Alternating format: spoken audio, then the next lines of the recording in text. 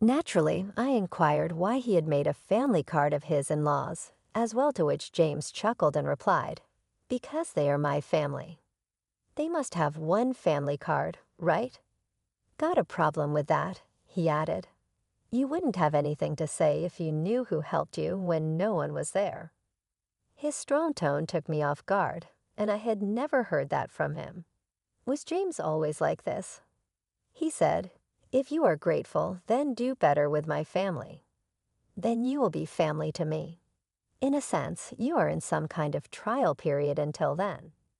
I had never heard of a trial period in marriage. James went on, seeing I was quiet. In other words, you're not fully part of the family yet. If you don't like it, you can leave any time. For now, our family is just the 6 of us. I was shocked. After that, I immediately canceled all our joint credit cards and moved out. My name is Polly Cook, 30 years old. I'm a freelance illustrator. I used to work as a designer for a big advertising agency, but started on my own 5 years ago when I got married. Now I work from home. My parents died in an accident when I was young. I was raised by my maternal grandparents, but moved back to my parents' apartment near the city center for college. I've been living there ever since. I met my husband James at an Italian restaurant where he worked. It was a nice place with reasonable prices and good food, so my colleagues and I often went there. That's when James, the handsome waiter, became a topic of conversation. Indeed, he was good-looking. The manager once joked that a lot of the regulars came just to see James, and I could see why.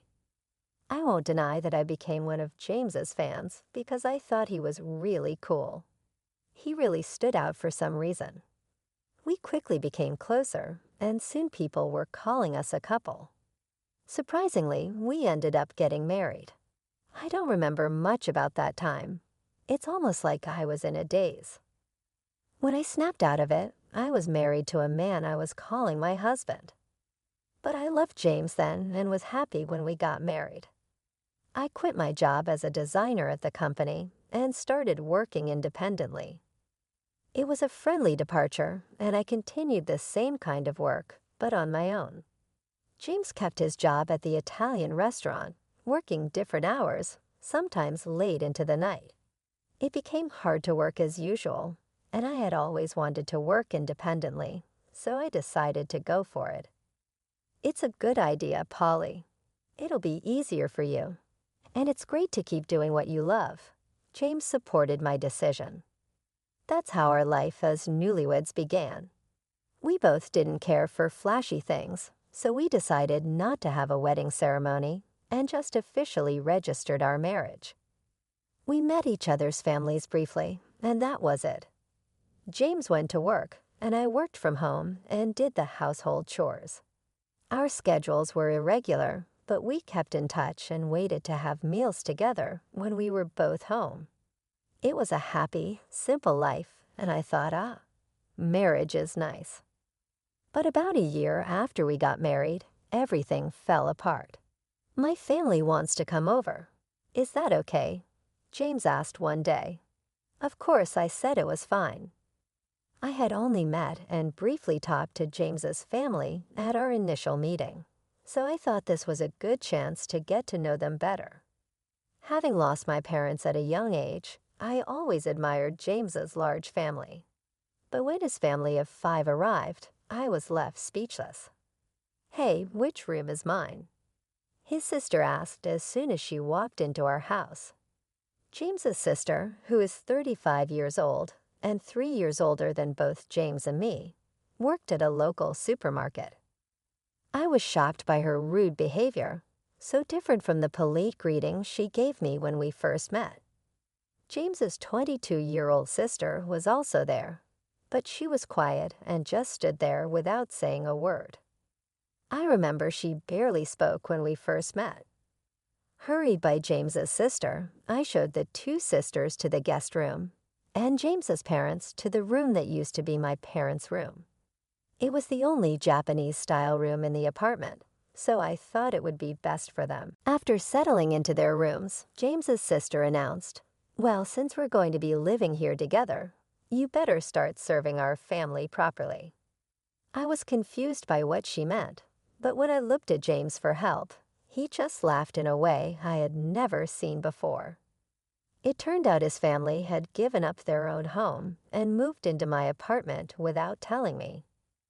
"Sorry, our family home suddenly had to be vacated, and they had nowhere to go," he explained. "I wish he had told me earlier. I had thought it was just for a day or 3, and this was really inconvenient." When I mentioned this to James, trying not to upset him, he looked down and apologized. "Please, just until they find somewhere else to go," he pleaded. I couldn't say no. How could I turn away people in need, especially the family of someone important to me, without even a place to go? I reluctantly agreed to live together on the condition that they find a new place as soon as possible. But I would come to regret this decision. James's family showed no restraint. All 4 of them, from the day they moved in, did nothing and left everything to me, saying whatever they wanted. They made no effort to look for a house or a job. When I asked about their jobs, I was in for another surprise. "Oh, I quit that lousy supermarket job," she had said. She was employed, but apparently it was just part-time work. I had thought she worked full-time because of her age, but she told me she hadn't had a steady job since high school. James's parents also had part-time jobs, which they quit before coming here. And of course, James's other sister was unemployed. She had claimed she was a student, but that was not true. "Why should I work when I've become part of a wealthy family?" she asked. When I asked who she was talking about, I got another shocking reply. "You, of course. You got a big settlement and insurance money from your parents' accident, and you don't even have a mortgage on this apartment. You can live without working," James's sister said, laughing. I complained to James when he got home, but he yelled in a way I had never seen before. Everyone's tired from suddenly having to leave their home. Let them rest for a while, or do you want to kick out my family, Polly? Stunned, I froze. Then James suddenly softened his tone. "Sorry for yelling. I'm having a tough day too. Can you just be a little more patient?" Looking back, James was skilled at manipulating situations with a mix of kindness and harshness. But at that moment, I didn't see it and agreed to endure a bit longer. The tyranny of James's family got worse. They treated me like a servant at home and demanded money when going out. "We can't job hunt without a penny, can we?" "It's fine, but if we can't find work, we'll just keep living here," they said. I reluctantly gave them some money, which they claimed to have spent without finding jobs. They probably never looked for work, but if I said that, they would accuse me of lying without proof, and James's whole family would blame me for hours. Telling James didn't solve the problem. Everyone's frustrated about not finding jobs. "Sorry, just bear with it a little longer. I'll talk to them," James said, trying to smooth things over. But as time went on, I felt like saying anything was pointless. However, the frequency of them asking for money gradually decreased, perhaps because James said something, so the issue seemed to resolve itself. Of course, the money I had given them was never returned. Then after about 2 months of living this way, I noticed something alarming. Why is the credit card bill so high? Could it be unauthorized use? When I quickly checked the credit card statement, all the charges were made with family credit cards. The purchases included food, drinks, books, games, and even expensive brand bags and clothes. Each item was labeled with a number from 1 to 6, showing that 6 family credit cards had been issued. These credit cards were in my name, with James using the family cards. "It seems like you'd be better at handling this, and it's more convenient to consolidate payments, right? Can I leave it to you?"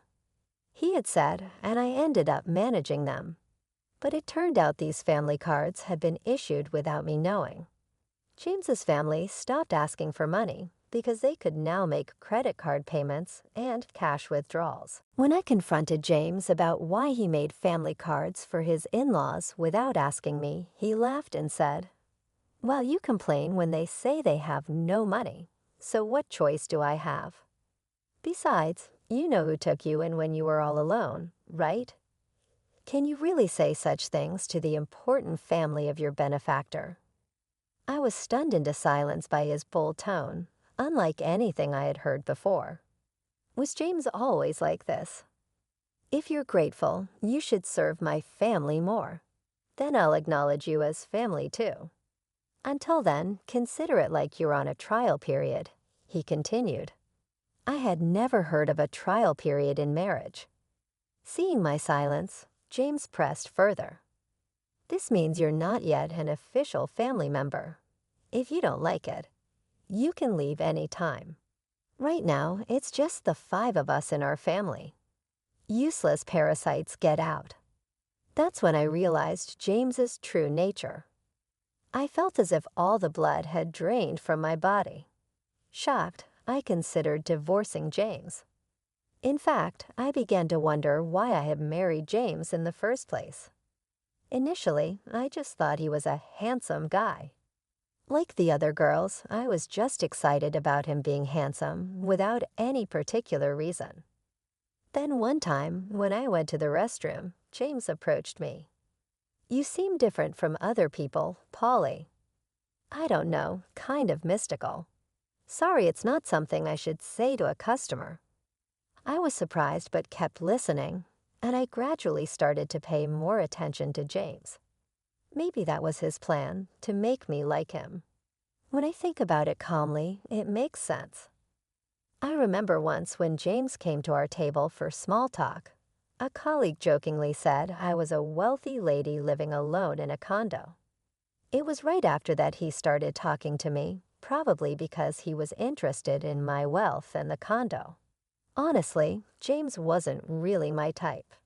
To put it nicely, he was modern. To put it bluntly, he seemed a bit frivolous. I liked mature men who spoke quietly and seriously. But somehow, I ended up falling for James. I always found that strange since James was the typical handsome guy, and it must have been easy for him to charm a woman, especially someone like me who was new to the workforce and not used to men. I fell for his tactics and ended up marrying him. This thought made me feel so frustrated and embarrassed. I felt like destroying everything in the house, but I wasn't foolish enough to act on that impulse. Instead, I decided to get revenge.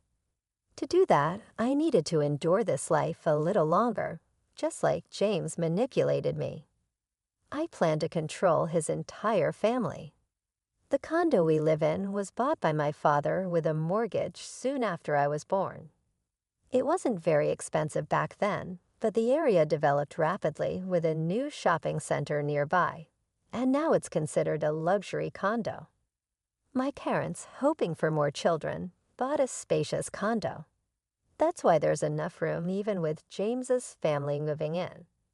But even with its decent size, having James's family around is a nuisance for me, especially working from home. I'm enduring this only for the sake of revenge. As James' sister said, there's no mortgage payment for this condo. When I was 4, both of my parents died in a car accident.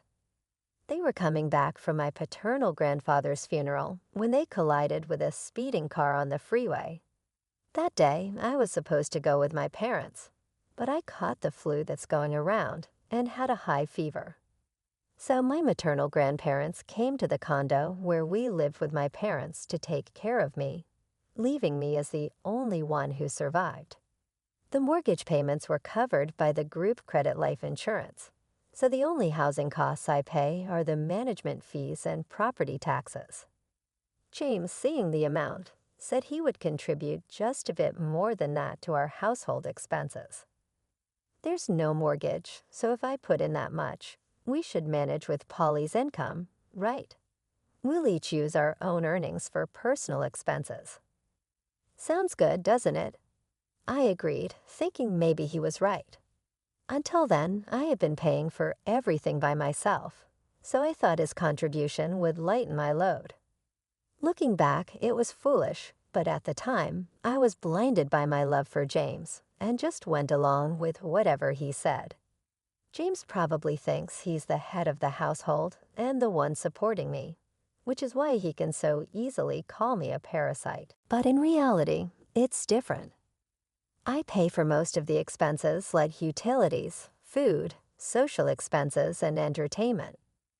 Now 5 real parasites had been added to my household, making it impossible to manage with just that amount. I wanted to get rid of them as soon as possible, but I pretended not to notice and endured. I gritted my teeth and let James's family freely shop, reminding myself that I'll be the one laughing in the end. Then 5 months after deciding to divorce, the date of act finally came. I'm tired. Please decide. It's either me or your family, I told James, presenting him with a final decision. He was surprised, but I continued without concern. None of your family members lift a finger to help around the house. They just dump all their chores on me. You know I work from home. I'm not just playing around. Yet they treat me like a freeloader and tell me to know my place since you're supporting me. I've had enough, I cried. I confronted James. He smirked at me and said, "Then you should leave." Didn't I tell you before? You're not really part of this family yet. Giving up like this means you didn't earn your place in the family. I acted shocked as I looked at him. What are you surprised about? If you can't live with my family, then you're the one who has to leave. Oh, and since I'm not at fault, I'll take this apartment as alimony, and I'll take half of your savings as part of the property division. Ah, so that was his plan all along. That's why his whole family kept harassing me, trying to drive me out. I knew it, but hearing it said outright was still a shock. It was someone I once loved and even married. But thanks to this, I made up my mind. Fine, I said, deciding to divorce James. But this condo is mine, and I'm not at fault either. What did you say? James seemed shocked that I outright rejected his proposal, not expecting such a response. It made sense as I had always complied with his demands since our marriage. Thinking back on it made me angry. I don't want to spend another second with you all, so I'll leave now, but you should also prepare to leave. It's a joke, right? This is our home. We won't leave. Ever heard of residential rights? You can't just force people out who live here, James shouted. Ignoring his ranting, I left the house and went to my grandparents' place. I explained everything and asked if I could stay until things were settled. My grandparents were shocked to learn what I had gone through and scolded me for not consulting them earlier. With tears in their eyes, I apologized. "Grandma, Grandpa, I'm sorry for worrying you, but I'll be okay now." "I look fragile, but I'm not really," I said, forcing a laugh with tears in my eyes. The day after I left the apartment, James contacted me right away. "Hey, what's this all about?" "What are you referring to?" I asked about the certified mail. I was impressed by how quickly things were moving.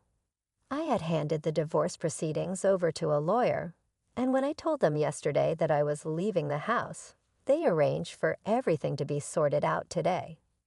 "I'm not paying any alimony, and I'm not leaving the condo," James declared. But legally, he had an obligation to pay, and he didn't have the right to continue living in that apartment. "What are you talking about? That apartment is mine too since we're married. If you insist, then pay me half its value to buy me out," he said. Such an absurd claim. Talking like this is getting us nowhere.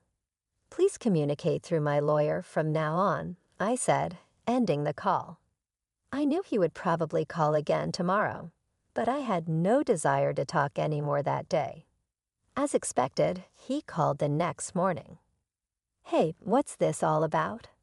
He repeated the same line as yesterday, showing no creativity. What are you referring to? The card's not working. What did you do? What I did was cancel it. That card was mine, and you were just using the family card, remember? Indeed, before leaving the house, I had switched all the contracts from that card to another and canceled it. Of course, the family cards would stop working when I canceled mine. I was the one paying for it. Yes, you paid the apartment's management fee and property taxes just for the first 4 months. It's not much, but I can deduct that from the alimony if you like. I mocked him. I heard some indistinct shouting from the other end of the phone. That's right. James only paid the agreed amount for just 4 months. He made various excuses about the store and whatnot, always finding a reason to ask me to wait. But then he stopped paying altogether. If he forgot and thought he was still paying, that's some poor memory. But I didn't care anymore. He's someone I'm cutting ties with. His memory doesn't matter to me. That's the situation, so please pay your half of the living expenses I've been covering.